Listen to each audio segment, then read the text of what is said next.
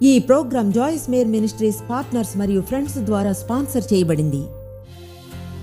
మీకు విషయం చెప్పనా, ఎక్కువగా మీ సమస్యలు సీరియస్గా చాలా వరకు మీ సమస్యలు నిద్రపోయి రెస్ట్ తీసుకుంటే సాల్వ్ అవుతాయి. ఎక్కువగా నవ్వించగలిగేది ఏదైనా చేసినా మనం నవ్వాలి. ఆమె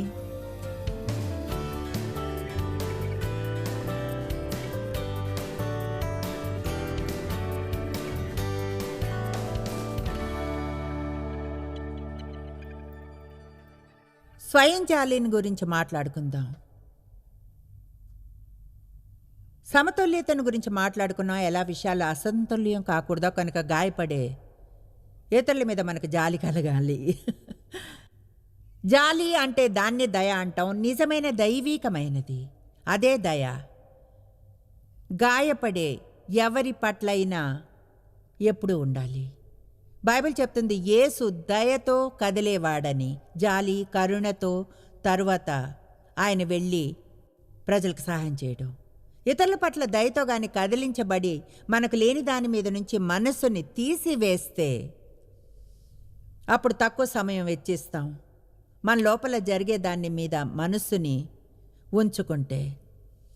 గలతీ 5వ అధ్యాయంలో అక్కడే ఆరంభిద్దాం. బైబిల్ పాపము అని చెప్పే వేర్వేరు విషయాల లిస్ట్ ఇక్కడుంది. సరే, 19వ వచనంతో ఆరంభిద్దాం. శరీర కార్యములు స్పష్టమై ఉన్నవి, అలవాట్లు నిజంగానే. అవేమనగా జారత్వము, అపవిత్రత, కాముకత్వము, విగ్రహారాధన, అభిచారము, ద్వేషములు, కలహము, మత్సరములు. చూడండి, అసూయ ఉదాహరణకు బహుశా మనం ఆ విషయంలో ఎంత వ్యతిరేకంగా ఉండాలో అంతగా ఉండం. అభిచారానికి వ్యతిరేకంగా ఉన్నట్లుగా లేదా అలాంటిది వేరే దేనికైనా అయితే అవన్నీ ఈ లిస్టులో ఉన్నాయి. క్రోధములు, చెడు కోపం, స్వార్థము, కక్షలు, భేదములు, విమతములు, అసూయలు, శత్రుత్వము, మద్యపానము, మత్తతలు, అల్లరితో కూడిన ఆటపాటలు మొదలైనవి. వీటిని గురించి నేను మునుపు చెప్పిన ప్రకారము ఇట్టి వాటిని చేయువారు దేవుని రాజ్యమును స్వతంత్రించుకొనరని మీతో స్పష్టంగా చెప్పుచున్నాను. ఎవరైనా భయపడే ముందు దాని అర్థం ఒకవేళ ఎప్పుడైనా కోపం వస్తే పరమునకు వెళ్ళారని కాదు. దాని అర్థం మనం కానీ ఈ పాపాలకు లోనైతే అప్పుడు ఎక్కడో ఏదో తప్పు ఉంది. దేవుడిని మనకు నిజాన్ని చూపనివ్వాలి విడుదల చేయడానికి. ఒక విశ్వాసి జీవించే విధానం ఇది కాదు. కనుక ఏళ్ల క్రితం దేవుడు నాతో స్వయం జాలిని గురించి డీల్ చేస్తున్నప్పుడు నేను ఇప్పుడు చదివిన లిస్టు వద్దకు తెచ్చాడు అనుకున్నాను. స్వయం జాలి లిస్టులో లేదు. తర్వాత నా కళ్ళు తెరిపించే ప్రకటన పొందాను. అది లిస్టులో ఉంది. ఎందుకంటే స్వయం జాలి అంటే విగ్రహారాధన. మనపై మనం సారీ ఫీల్ అయినప్పుడు లోపలకు తిరిగి మనల్ని మనం ఆరాధించుకుంటాం. అంతా నా గురించే అవుతుంది. అంతా నేను, నాది, నా పూర్తి ప్రపంచం నాలోనే ఉంటుంది. స్వార్థపరత్వం వస్తుంది. నన్ను నేను ఆరాధిస్తున్నా. అది దేవుణ్ణి ప్రీతిపరచదు. ముఖ్యంగా ఎందుకు ప్రీతిపరచదంటే అది మనకెంత చెడో ఆయనకు తెలుసు. మనం లోపలికి తిరిగి మన మీద మనసును ఎల్లప్పుడూ ఉంచుకుని సంతోషంగా ఉండే మార్గమే ఉండదు. ఎంతమందికి సంతోషంగా ఉండాలని ఉంది? అంటే సంతోషంగా హ్యాపీగా. ఆమేన్. అందరూ కావాలనుకునే దాని హద్దుగీత అదే. సంతోషంగా ఉండాలనుకుంటాం, జీవితాన్ని ఆనందించాలని, సంతోషంగా. ఇప్పుడు స్వయం జాలితో నిండి ఉండకుండా ఉండడం గురించి మాట్లాడితే సమతుల్యత ఉందని నిశ్చయించుకోవడానికి, ఎందుకంటే అది ముఖ్యమైనది. ఎవరూ అనుకోకూడదని నిశ్చయించుకుంటాం. మీరు ఎప్పుడు విచారంగా ఉండకూడదని అంటున్నాను. నిజమే, మీరు నిరుత్సాహపడినా లేదా ఎవరైనా గాయపరిచినా లేదా అవమానపరిచినా బాధగా ఫీల్ అవుతారు. అయితే అలాంటి వాటిని ఎదుర్కోవడానికి దేవుడు సాధనాలనిచ్చాడు, వాటి నుంచి ఆరోగ్యకరంగా క్రియ చేయడానికి. అయితే అవి మనపై అధికారం చేయనివ్వకుండా. ఉదాహరణకు, ప్రేమైన వారెవరైనా మరణిస్తే సరైన దుఃఖపడే క్రమం నుంచి వెళ్ళడం ఆరోగ్యకరం. చేయకుంటే అనారోగ్యం అవుతుంది. కానీ దుఃఖపు ఆత్మని మీ జీవితం పైకి రానివ్వడం తప్పు. మీ మిగతా జీవితాన్ని జీవించకుండా చేయని ఇచ్చేయాల. గతంలో ఇక్కడ మీరు ఏదో పోగొట్టుకున్నందున కనుక ఆరోగ్యకరంగా మనం బాధని మన సొంతం చేసుకుని అనాలి, తెలుసా దేవా బాధగా ఉంది, బాధ పెడుతుంది, అందుకనే దేవుడు కన్నీళ్ళనిచ్చాడు. మనంగా ఏడవడానికే కాదు, కానీ గాయపడే ఇతరుల కోసం కూడా. ఏదేమైనా మనం కానీ దాన్ని అలా చాలా కాలం జరగనిస్తే అది స్వయం జాలి అవుతుంది. ఎవరైనా సరే అక్షరాల స్వయం జాలికి బానిసలు అవగలరు. తర్వాత జరిగేది మనం అనుకున్నది జరగకుంటే మొదటి స్పందన మనపై మనం జాలిపడ్డాం. విషయం కానీ అదే అయితే దాని గురించి ఏమైనా చేయాలి, అది వెంటనే చేయాలి. విషయం అది కాకుంటే, మీ సమస్య అంత పెద్దది కాకుంటే మీకు మంచిదే. అయితే మళ్ళీ కొంతమందికి సమస్య ఉంటుంది. ఈరోజు ఈ సందేశాన్ని వినాలి. ఈ సందేశం అలాంటి సమస్య రాకుండా దూరంగా ఉంచుతుంది. ఎంతమంది అపవాదిచ్చే జాలి పార్టీకి ఆహ్వానించబడతారు? చూడండి, విచారకరం. అందరం ఎక్కువగా వెళ్తుంటాం. ఆశాజనకంగా ఈరోజు తర్వాత ఎలా అంటాం, వద్దు థ్యాంక్ యూ, అక్కడికి వెళ్ళా చేశాను, మళ్ళీ వెళ్ళాలి అని అనుకోను. ఆమేన్. కొంచెం శబ్దం చేసి చెప్పండి, సంతోషంగా ఉన్నాను.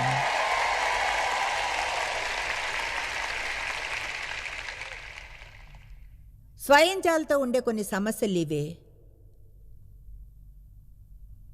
ప్రజల లోపలికి తిరిగి తమని ఆరాధించినప్పుడు వాళ్ళ ఆలోచనలన్నీ వారి చుట్టే తిరుగుతాయి. వారి ప్రపంచం అంతా వారిని గురించే. దేవుడు మనల్ని బయటికి వెళ్ళమన్నాడు, మన దగ్గరకు కాదు. స్వయం జాల్లో ఉన్నవారు తమపైనే ఫోకస్ ఉంచుకుంటారు. వాళ్ళ సమస్యలు, దురదృష్టాలు, వాళ్ళు ఎన్నడూ ఏం చేయగలరో, ఇతరులకు ఏం చేయాలో చూడరు. ఇప్పుడు మీరు ఏమనుకోవాలనుకున్నా సరే, సంతోషంగా ఉండడానికి మార్గం మీ మనసును మీ మీద నుంచి తీసివేసి ఇతరులకు బ్లెస్సింగ్గా ఉండడమే. అంటే అది కేవలం నాకు వినోదంగా ఉంటుంది. అది ఎలా అంటే, మీరు మిమ్మల్ని సంతోషపరచుకోవడానికి ట్రై చేస్తే ఎన్నడూ ఉండలేరు.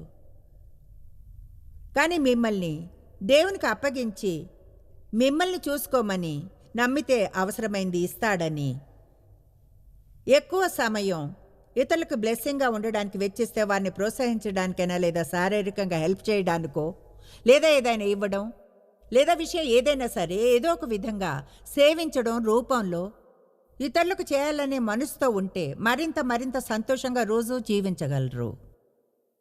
నేను చేస్తున్నది చేసేప్పటికంటే ఎన్నడూ సంతోషంగా ఉండను, ఎన్నడూ ఇంతకంటే సంతోషంగా ఎక్కువ తృప్తిగా ఉండను, నింపబడినట్లు ఉండను. సరిగ్గా ఇప్పుడు చేస్తున్న దానికంటే చాలా కష్టపడుతున్నాను. అయితే నాకు తెలుసు ప్రజలకు హెల్ప్ చేస్తున్నానని. ప్రజలకు హెల్ప్ చేసినప్పుడు దేవుడు మాత్రమే ఇవ్వగలిగే ఆనందాన్ని మీకిస్తాడు. నా జీవితంలో ఎంతో అద్భుతంగా ఉన్నదేదో దీని గురించి కొంత ప్రార్థనా సమయాన్ని ఉంచాను, ఒకటి తెలుసుకోగలిగేలా. మీకు ఎప్పుడైనా పెద్ద సమస్య వచ్చి ఏదేమైనా మీకు మీరు హెల్ప్ చేసుకోలేకపోవడం,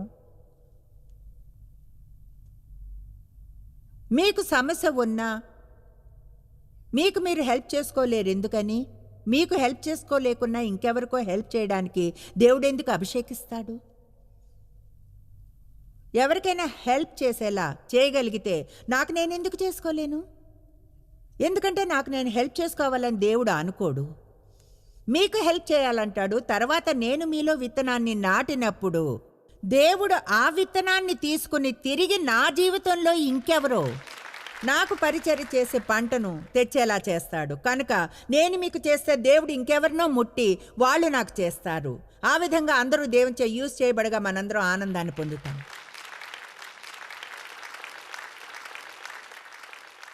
నేను గతంలో ఉన్నట్లు మీరుంటే మీ జీవితంలోని ఎన్నో ఏళ్ళు మిమ్మల్ని సంతోషపరచుకోవడానికి వేస్ట్ చేశారు. ఈరోజు మారే సమయం వచ్చింది. చూడండి, కొన్నిసార్లు ఎంతో భయపడతాం. ఒకవేళ మనం కానీ చూడండి, నన్ను నేను చూసుకోకపోతే ఎవరు నన్ను కేర్ తీసుకోరు, దేవుడు తీసుకుంటాడు. భూమి మీద ఉన్న వ్యక్తి కాకపోవచ్చును, కానీ దేవుడు తీసుకుంటాడు. ఒకటి చెప్తాను, పూర్ణ మనస్సుతో దేవుని సేవిస్తే ఆయన ఎవరినో చూసి వాళ్ళ ద్వారా మనకు బ్లెస్సింగ్గా ఉండేలా కార్యం చేస్తాడు. ప్రపంచం అంతటా వెతికినా నాకు అనవసరం. ప్రజలు స్వయం జాలితో నిండి ఉన్నప్పుడు తమ మీద ఫోకస్ ఉంచుకుని వాళ్ళకేం లేదో దాన్నే చూస్తారు, వాళ్లకున్న దాన్ని మిస్ చేస్తారు. బహుశా అన్నిట్లోకి గొప్ప విషాదం అదే. నేను చేస్తున్న పనికి ఎంతో కష్టపడతాను. నేను ఈ పనిని చాలా చాలా కాలంగా చేస్తున్నాను. మీతో నిజంగా చెప్పాలంటే నాకు అది ఇష్టమైన కొన్నిసార్లు దీన్ని చేస్తూ అలసిపోయే సమయాలుంటాయి. చెప్తున్నాను, దానికి నా విరుగుడు ఏమిటంటే కూర్చుని ఆలోచించడమే ఎంత అద్భుతమైన అరుదైన అవకాశాన్ని దేవుడు నాకు ఇచ్చాడో.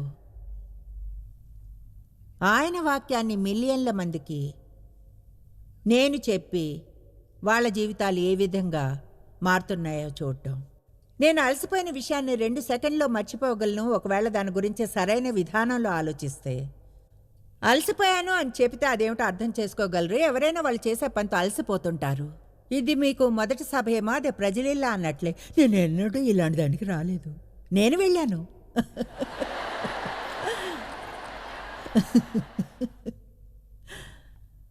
అది మంచిది. అయితే చూడండి, మీరు కూడా మీ జాబ్తో అలసిపోయినప్పుడు ఎంతమంది విసిగిపోతారు.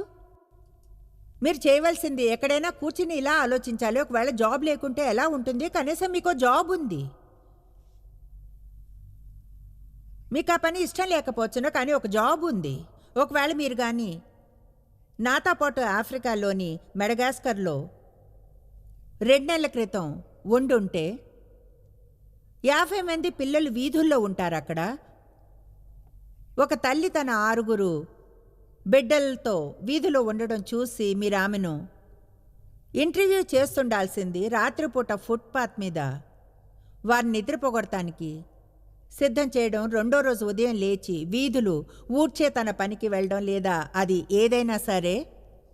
ఆమె తిరిగి వచ్చే వరకు పెద్ద పిల్లలు చిన్నవాళ్ళని చూసుకోవడం, ఆ రాత్రికి ఎక్కడైనా లోపల పడుకోవడానికి కావాల్సినంత డబ్బు లేకున్నా కనీసం ఆ రోజుకి కడుపు నిండా తిండి తినగలిగేలా ఉంటే బాగుండనుకోవడం. సంతోషించండి జాబ్ ఉన్నందుకు.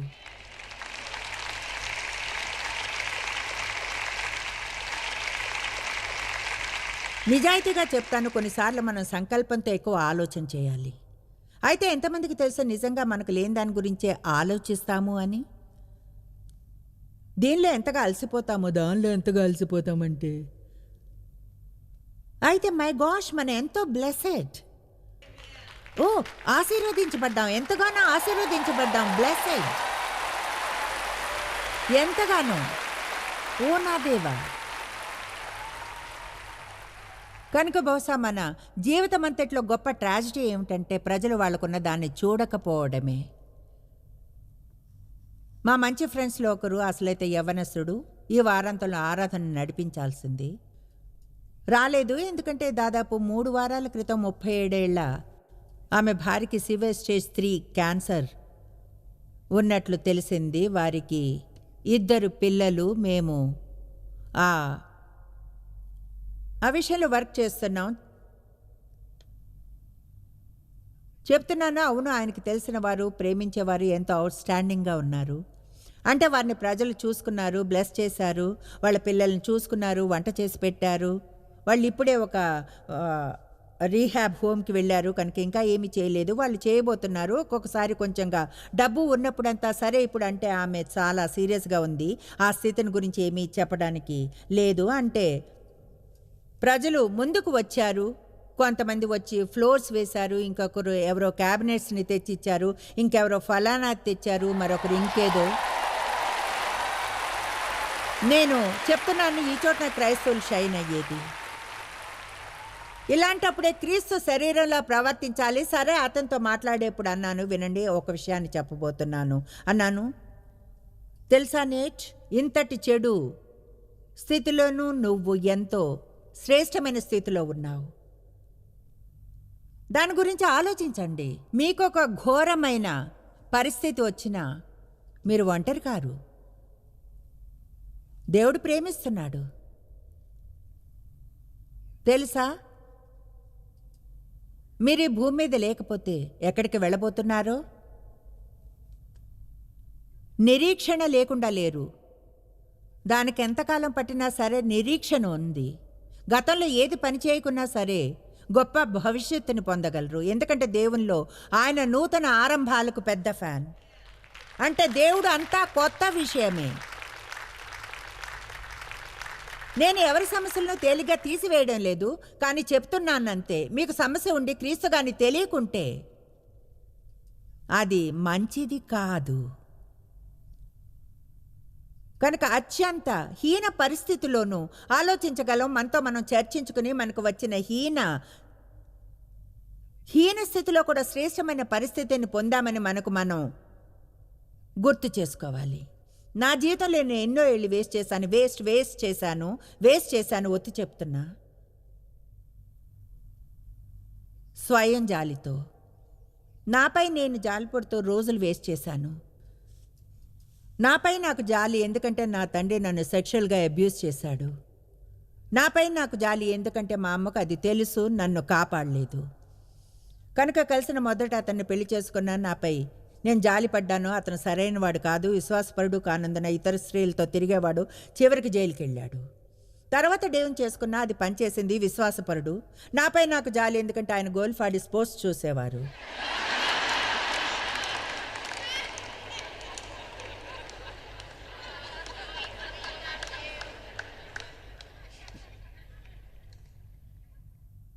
మాకు పెళ్ళైన కొత్తలో ఫుల్ టైం జాబ్ చేసేదాన్ని. నాపై నాకు జాలి ఎందుకంటే చాలా పని చేసేదాన్ని.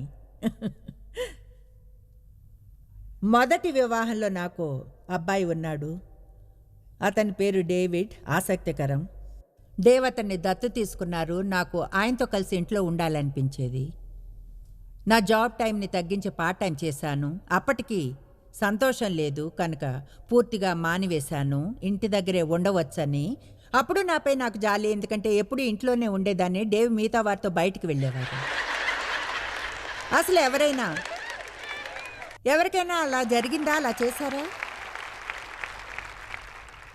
సరే, డేవ్ రోజు బయటికి వెళ్ళాలి, పనికి, ప్రజలతో కలుస్తారు. నేను మాత్రం ఇంటి దగ్గర పిల్లలతో ఉన్నాను. సరిగా ఆరంభంలో నేను ఎక్కడ ఉండాలనుకున్నానో, మా పెళ్ళైన మొదటి కొన్నేళ్ళలో డేవ్ నన్ను హ్యాపీగా ఉంచడానికి చూశారు. తర్వాత ఒకరోజు చేతులు దించేసి అన్నారు, అయిపోయింది.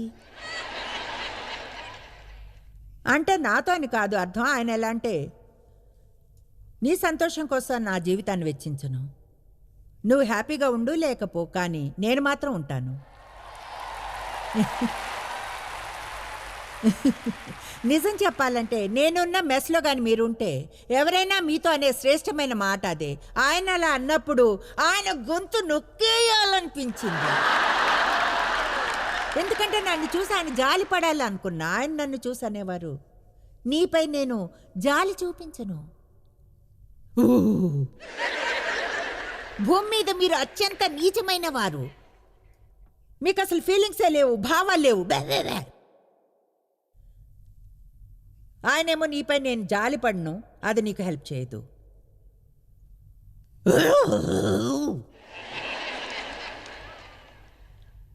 నేను ఇక్కడ కూర్చొని చెప్పడం అసహ్యమే, అయితే ఆయనే రైటు.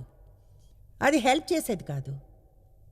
ఎందుకంటే స్వయం జాలితో మీకు సమస్య ఉంటే ఇతరులు మీపై జాలి పడితే అది మీకున్న సమస్యను పోషిస్తుంది.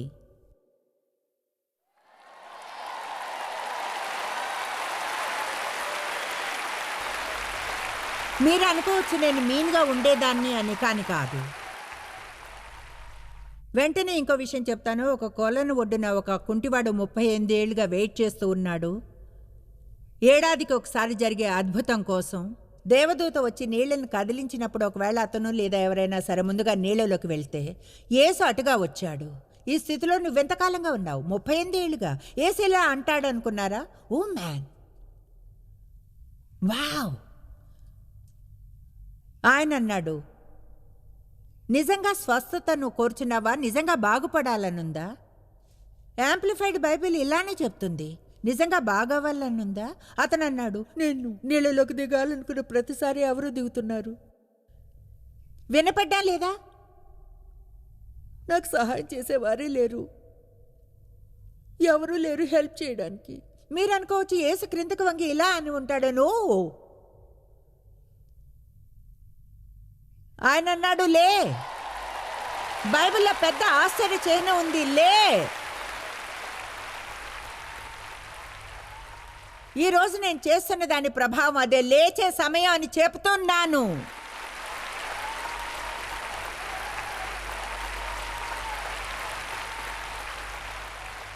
ఎందుకంటే స్వయం జాలి నుంచి అలసిపోవడం తప్ప వేరే ఏమీ ఉండదు. గ్యారంటీగా మీకు తలనొప్పి వస్తుంది, కడుపు నొప్పి. ఊటాలో ఒక ఆవిడను కలిస్తే ఆమె అంది, చెప్తున్నాను సిస్టర్, జీవితం నన్ను బస్ క్రిందకు తోసేసింది. నేనన్నాను, ఏమన్నా తెలుసా, నాకు అదే చేసింది. అయితే ఇప్పుడు బస్సును డ్రైవ్ చేస్తున్నాను.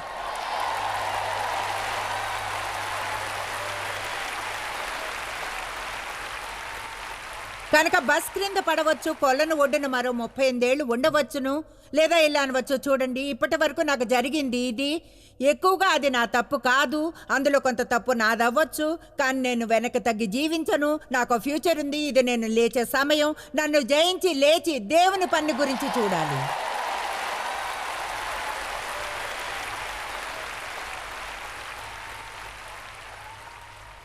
స్వయం జాలి రావడానికి తెరిచిన ద్వారాలు ఇవే. మీరు అవాయిడ్ చేయాలనుకునేవి జీవితంలో సమతుల్యత లేకపోవడం, ఆనందించే పనులకు సమయం తీసుకోకపోవడం. అదొక ఓపెన్ ఇన్విటేషన్ కాలిపోవడానికి. పూర్తిగా దాదాపు ఒక జాలి పార్టీకి ఆహ్వానించబడి. ఈ సభ నుంచి ఇంటికి వెళ్ళాక శనివారం రాత్రి నేను ఏదో ఒకటి చేస్తా, ఆదివారం నాడు ఎంజాయ్ చేసేలా. అదేమిటో ఇంకా తెలీదు. అయితే నాకు నచ్చినదేదో తింటాను. నేను ఆనందించేది ఏదో చేస్తాను. అలా చేయకుంటే మంగళవారానికి బహుశా నాపై నేను జాలిపడ్డం ఆరంభిస్తాను. ఎందుకంటే సోమవారం నాడు కెనడా ట్రిప్కి అన్నీ ప్యాక్ చేసుకోవాలి. ఎక్కువగా అలసిపోవడం అంటే జాలి పార్టీకి ఆహ్వానమే. నేను చెప్పగలను, ఇలా ఎక్కువ శోధనను ఎదుర్కొన్నప్పుడే అవుతుందని. ఎక్కువగా అలసిపోయినప్పుడు, కావలసినంత రెస్ట్ లేకున్నా. కొన్నిసార్లు నాకు అది కేవలం నిద్ర మాత్రం కాదు, రెస్టే కాదు, నిశ్శబ్దం. నాకు నిశ్శబ్దం కావాలి. నేను ఇక్కడకు గురువారం మధ్యాహ్నం వచ్చి నా గదిలోకి వెళ్ళిపోయాను. డేవ్కి నాకు డేవ్ ఇష్టమే, కానీ ప్రయాణంలో ఉన్నప్పుడు ఆయన వేరే గది, నాకు వేరే గది. ఇద్దరం ఒకే స్పేస్లో ఉంటాం. అయితే మేము మీరనవచ్చు. డేవ్ గోల్ఫ్ చూస్తారు, నాకు నిశ్శబ్దంగా ఉండాలి. నేను స్టడీ చేయాలి, డేవ్కి పాడటం ఇష్టం. కనుక మీరేది వర్కౌట్ చేసినా శాంతంగా దాన్ని చేయాల్సి ఉంటుంది. ఆమేన్. మీరు ఆశ్చర్యపోకండి, ఇంటి వద్ద ఇద్దరం కలిసే ఉంటాం. మా నిద్ర అలవాట్ల గురించి తెలియచేస్తున్నాను. ఇంటి దగ్గర కలిసే ఉంటాం. నేను పెద్ద గందరగోళం నిజంగా. మాయ్. కనుక అదెంతో ఎంతో అందంగా ఉంది. నా పత్రికలో కూడా వ్రాసాను. 2 గంటలు నిశ్శబ్దంగా ఉన్నాను. ఇప్పుడు ముక్కలైనవన్నీ కలిసినట్లు ఫీలింగ్ కలిగింది. మీ జీవితంలో కొంత సమయాన్ని అలా గడపండి. శబ్దాలు లేకుండా, ప్రజలు లేకుండా, ఫోన్లు లేకుండా, రేడియోలో టీవీలు లేకుండా.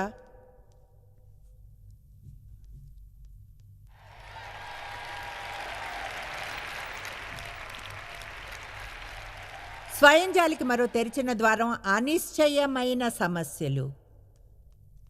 కోపం, పోట్లాట, గాయపడ్డం, బాధ. తర్వాతే అవసరాలను తీర్చుకోవడానికి తప్పుదారుల వైపు చూడడం. ఎక్కువ నిరుత్సాహానికి నిజంగా అది తెరిచిన ద్వారం. ఎక్కువ నిరుత్సాహం పేరుకుని పోయినప్పుడు జాగ్రత్తగా కానీ లేకుంటే అది స్వయం జాలిగా మారిపోతుంది. మీరు ఎన్నడూ తెలుసుకోలేనంతగా జాయిస్ మేరీ మినిస్ట్రీస్లో మీరు మాకెంతో ముఖ్యం. మిమ్మల్ని అభినందిస్తున్నాం. మా ప్రపంచ వ్యాప్తపు మినిస్ట్రీ సాధ్యం అయ్యేలా చేసే మా ఫ్రెండ్స్ మరియు పార్ట్నర్స్ కి థ్యాంక్స్. అందరం కలిసి ఆకలిగొన్న వారికి భోజనం పెడుతున్నాం, బీదలకు బట్టలు ఇస్తున్నాం, సువార్తను దేశాలకు చాటుతున్నాం. మమ్మల్ని కాంటాక్ట్ చేయండి లేదా joycemery.org ని ఈ రోజే విజిట్ చేయండి. మీ ప్రార్థన విన్నపాలను కొరకు అలాగే మరిన్ని సాధనాలను గురించి తెలుసుకోండి. జాయిస్ మేర్ షెడ్యూల్ ని చూసి భాగస్వామిలో భాగమవ్వండి, క్రీస్తు ప్రేమను ప్రపంచమంతటా పంచుకోవడానికి.